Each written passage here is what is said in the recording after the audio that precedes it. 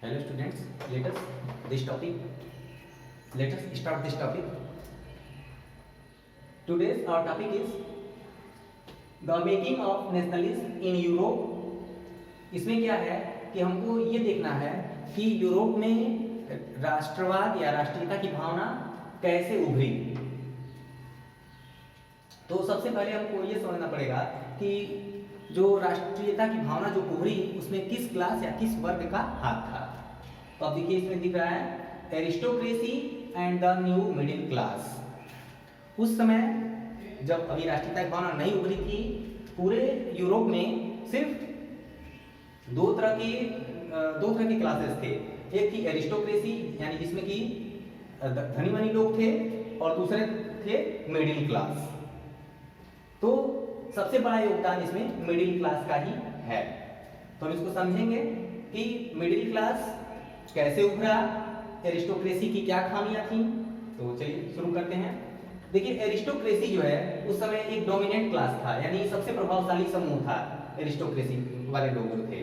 जैसे इसमें किंग्स आते थे और उसके ऑफिशियल्स आते थे और इनका जीवन शैली कैसी थी कि ओन स्टेट्स, उनकी अपना एक तरह से एक साम्राज्य था, बहुत बड़ा जमीन के हिस्से के वो मालिक थे और उस पर वो हर तरह के एडमिनिस्ट्रेटिव पावर वो रखते थे। उनकी जीवन शैली एक जैसी थी, यानी रहन सहन का कैसा था, शानो शौकत का जीवन जीते थे। शानो शौकत का जीवन जीते थे, अच्छा भोजन, अच्छा कपड़ा, अच्छा रहन सहन, शानो शौकत, विलासिता की सारी सामग्री उनके पास उपलब्ध थी। और आपस में संबंधों के लिए वो उस समय की जो उच्च स्तरीय भाषा थी वो फ्रेंच थी। तो आपस में वो लोग किस भाषा में बात करते थे? फ्रेंच में वो लोग बात करते थे। और जो उनके फैमिलीज थे, families were connected by marriage, यानी उनके जो परिवार थे वो शादी विवाह के द्वारा एक दूसरे से जुड़े हुए थे। यानी जो एरिस्टोक्रेसी ग्रुप के जो लोग थे उनका शादी विवाह आपस में ही होता था, किसी दूसरे क्लास में उनका नहीं होता था। जो मान लीजिए एरिस्टोक्रेसी वर्ग का है तो उसी वर्ग में उसका विवाह होगा। तो इस तरह से उनके परिवार आपस में जुड़े हुए थे।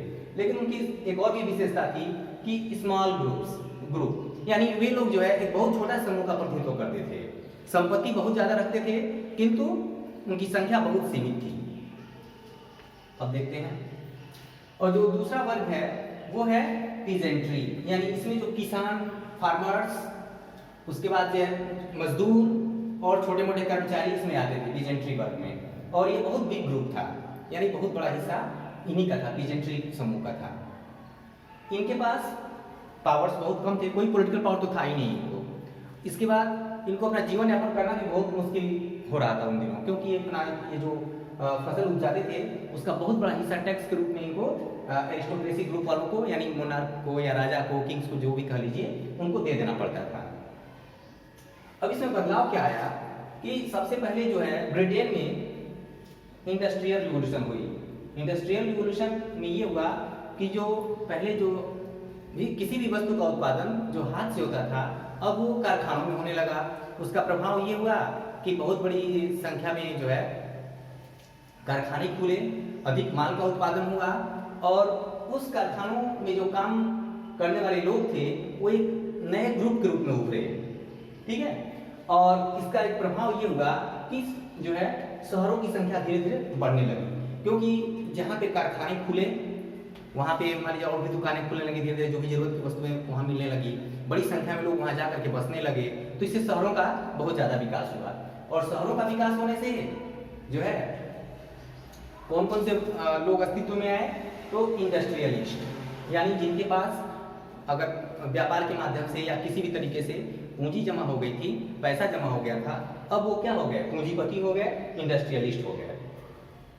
इंडस्ट्रियलिस्ट का मतलब होता है कि जो किसी उद्योग का मालिक हो, तो वो हो गए। फिर उसके बाद बिजनेसमैन, मान लीजिए सामान बना, वस्तुओं का उत्पादन हुआ, तो ट्रेड के माध्यम से उसको एक जगह से दूसरी जगह पहुंचाना, तो उसमें उससे किस वर्ग का उदय हुआ? बिजनेसमैन अस्तित्व में आए।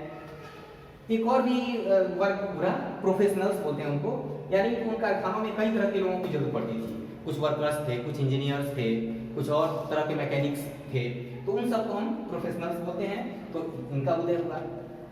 अब देखिए, अब इनका योगदान क्या है इसमें कि ये जो इंडस्ट्रियलिस्ट हैं, बिजनेसमैन हैं, प्रोफेशनल्स हैं, डिजेंट्री समूह के कुछ लोग हैं, इन लोगों ने मिलकर के एक क्लास बनाया जिसको बोलते हैं मिडिल क्लास। और इस मिडिल क्लास के लोगों ने जो है किसकी मांग की? इस मिडिल क्लास के लोगों ने अपने लिए अधिकारों की मांग की कि भाई उनको भी पॉलिटिकल पावर मिलना चाहिए, उनको भी जो है एक समाज समझना चाहिए। ये सब मांग लेकर के ये लोग उभरे और इसका परिणाम ये हुआ कि जो एक बहुत बड़ा ग्रुप था, बिग ग्रुप, इनके अंदर सामूहिकता की भावना आई और जो है इन लोगों ने ही यूरोप में सबसे पहले नेशनलिज्म की मशाल जलाई। आज के लेक्चर में इतना ही। अब ये सब कैसे हुआ हम नेक्स्ट लेक्चर में आपको बताएंगे। Thank you.